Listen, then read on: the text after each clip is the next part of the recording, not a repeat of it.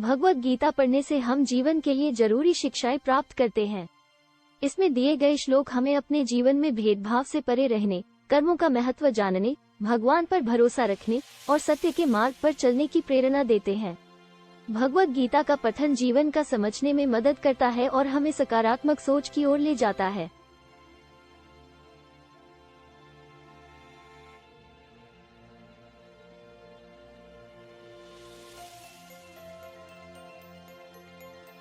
कर्मण्येवाधिकारस्ते मा फलेषु कदाचन मा कर्मफलहेतुर्भूर्मा ते। अध्याय 2 श्लोक 47।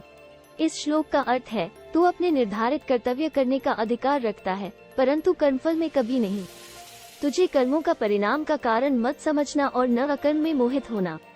ये श्लोक अकर्म में नहीं डूबने और कर्म के माध्यम से अच्छे कर्म करने के महत्व को बताता है। यदा यदा हि धर्मस्य ग्लानिर्भवति भारत अभ्युत्थानं धर्मस्य तदात्मानं सृजाम्यहम्। अध्याय 4 श्लोक 7। इस श्लोक का अर्थ है, जब जब धर्म की हानि होती है और अधर्म का बढ़ता हुआ निर्वाह होता है, उस समय मैं अपने आप को अवतार लेकर जन्म लेता हूँ। ये श्लोक मानवता के संदेश को उत्तर देने के साथ साथ धर्म की महत्ता को बताता है। वासासी जीर्णानि यथा विहाय नवानि गृह्णाति तथा शरीराणि विहाय जीर्णानि अन्यानि सयाति नवानि देहि। अध्याय 2 श्लोक 22। इस श्लोक का अर्थ है, जैसे कि एक व्यक्ति पुराने वस्त्रों को त्याग कर नए वस्त्रों को धारण करता है, उसी तरह शरीर संबंधी दुखों को त्याग कर जीवात्मा नए शरीर को ग्रहण करती है। ये श्लोक जीवात्मा के अनंतत्व को बताता है और शरीर के नाश के बाद भी जीवात्मा का अस्तित्व बना रहता है।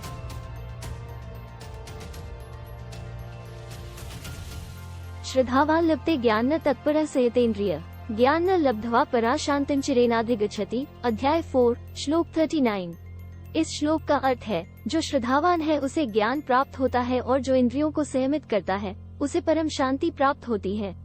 ज्ञान प्राप्त करने के बाद वह तुरंत परम शांति को प्राप्त होता है। ये श्लोक ज्ञान और श्रद्धा के महत्व को बताता है और संयमित इंद्रियों के महत्व को भी उजागर करता है।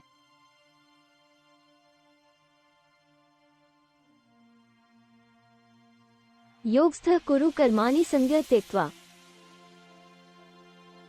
श्रेयसी जनकर्मणः। अध्याय 2 श्लोक 50। इस श्लोक का अर्थ है, योग स्थिति में रहकर कर्म करो और फल के लिए अच्युत हो जाओ।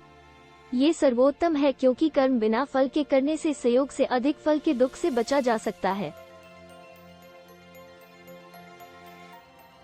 श्री भगवान उवाच कर्मण्येवाधिकारस्ते मा फलेषु कदाचन मा कर्मफलहेतुर्भूर्मा ते। अध्याय 2 श्लोक 47।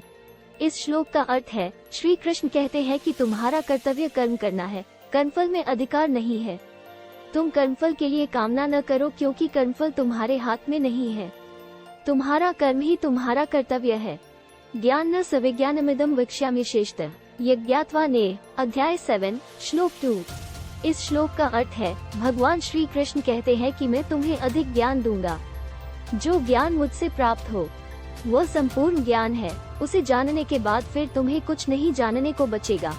दैवी हेषा गुणमयी मम माया दुरितया मामेव ये प्रपद्यन्ते मायामेता तरन्तीते। अध्याय 7 श्लोक 14। इस श्लोक का अर्थ है, भगवान श्री कृष्ण कहते हैं कि मेरी माया बहुत गुणमय होती है और दुर्गम होती है, लेकिन जो मुझे भक्तिपूर्वक प्राप्त होते हैं वे मेरी माया को पार कर जाते हैं। तद्विद्धि प्रणिपातेन परिप्रश्नेन सेव्या उपदेश्यन्ति ते ज्ञान न ज्ञानिनस्तत्त्वदर्शिनः। अध्याय 4 श्लोक 34। इस श्लोक का अर्थ है, जो तत्वज्ञानी होते हैं वे ज्ञान देते हैं। तुम भी उनसे नमस्कार करके, सवाल जवाब करके और सेवा करके उनसे ज्ञान प्राप्त कर सकते हो। सर्वधर्मा परित्यज्य मामेक शरणं व्रज अहम त्वा सर्वपापभयो मोक्षयिष्यामि मा शुचः। अध्याय 18 श्लोक 66। इस श्लोक का अर्थ है, भगवान श्री कृष्ण कहते हैं कि सभी धर्मों को छोड़कर सिर्फ मुझ पर अपना भरोसा रखो। मैं तुम्हारे सभी पापों से तुम्हें मुक्ति दूंगा, तुम दुखी न हो।